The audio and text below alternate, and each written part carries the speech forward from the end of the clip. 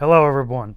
I want to talk today about the passion of YieldMax between absolute hate and disgust for YieldMax funds and the people that hold them, for that matter, and the actual love slash worship of YieldMax funds. I want to dispel some myths and just talk about why there is so much passion surrounding high yield funds.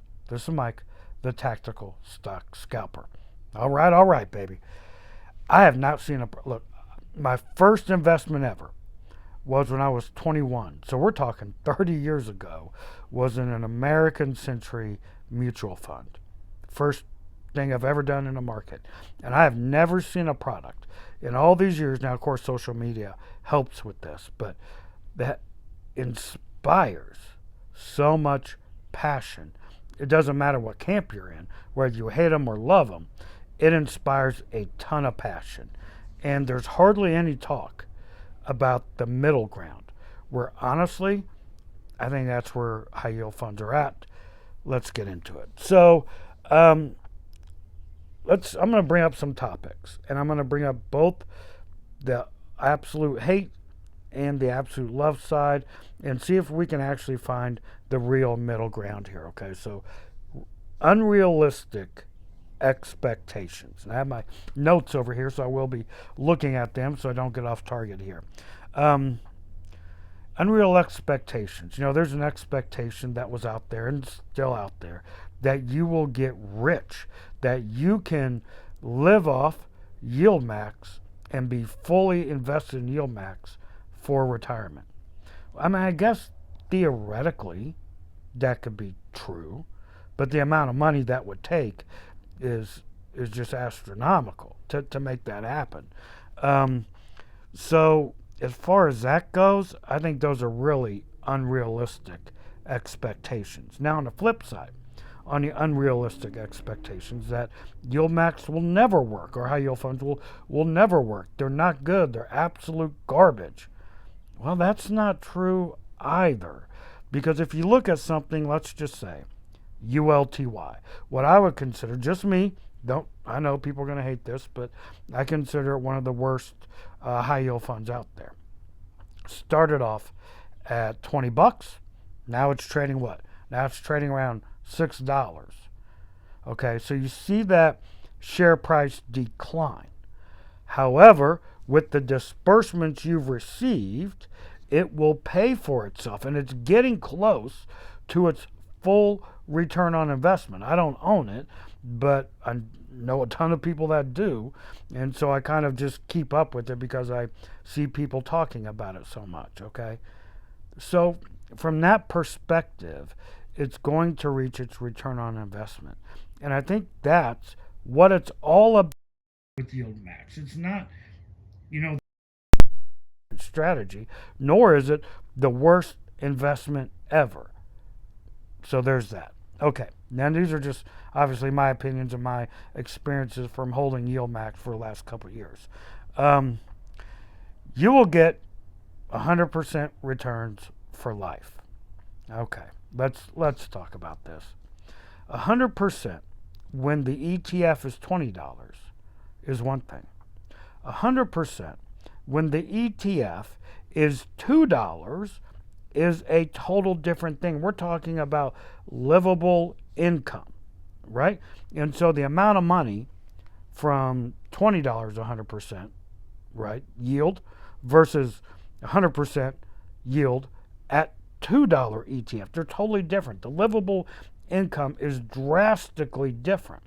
In order to keep up with the revenue, you have to constantly feed the machine to keep that. And that's extremely difficult to live off of, right? If you're having to put 90% or whatever percentage you want to use in it to keep even though the distributions decline over time, to keep that level of money, I mean, think about what that's going to be like over the course of your lifetime.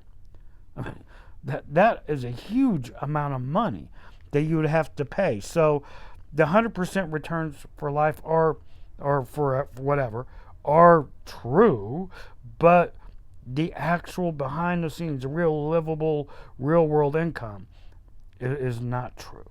Now, after it's paid off, you will get those dividends, disbursements, whatever you want to call it, until the fund is done or the dividends are so minuscule after a period of time that it's irrelevant. So on the good side, once it's paid off, those dividends will continue to come in month over month or week over week, however you have yours set up. So that's a great thing about it. But the flip side to that is the 100% for life, real world money is just not, it doesn't add up for me and my account. Okay, next. YieldMax is a Ponzi scheme. Okay, let's get into this.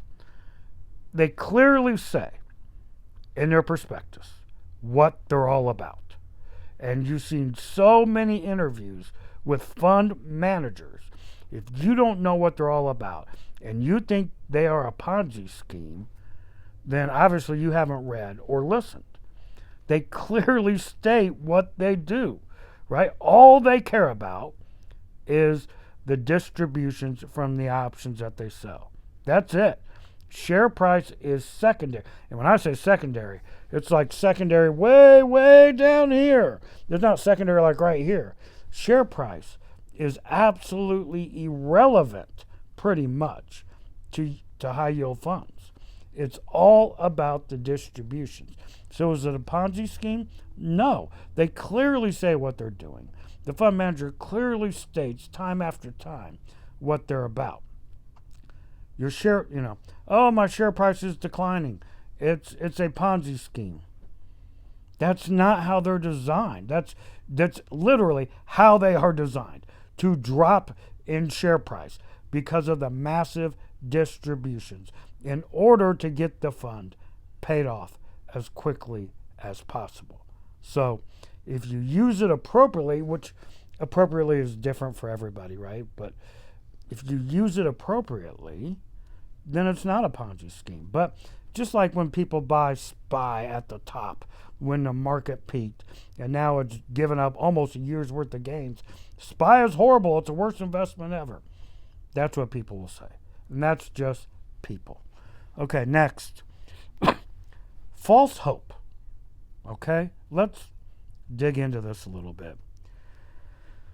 YieldMax and people that talk about YieldMax, and look, I am guilty of this, especially early on making my videos, because I believed that's what was happening because the market was running up last year so hot. All I could see, I couldn't see anything outside of what was in front of me for like 6 months. It took a while before I finally started realizing, but all I saw was my share price slowly go up, come down, up a little bit, come down. And the distributions coming in kept many funds net positive and way positive. And I think people saw that, and it gave them false hope. And there's still a lot of false hope being pushed out there. Okay. The dibs are not sustainable long term. They're going to decline over time because that's proof. Just go look at it. Go look at any fund that's been out over a year and look how the dividends have dropped over time. Even during the massive bull run, some of those dividends were still dropping with share price decline over time.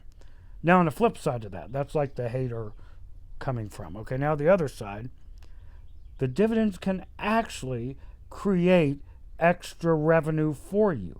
And they indeed do, because they will get their return on investment paid. ULTY is a great example of that. Decimated in its share price, yet its dividends continue to pay week in and week out.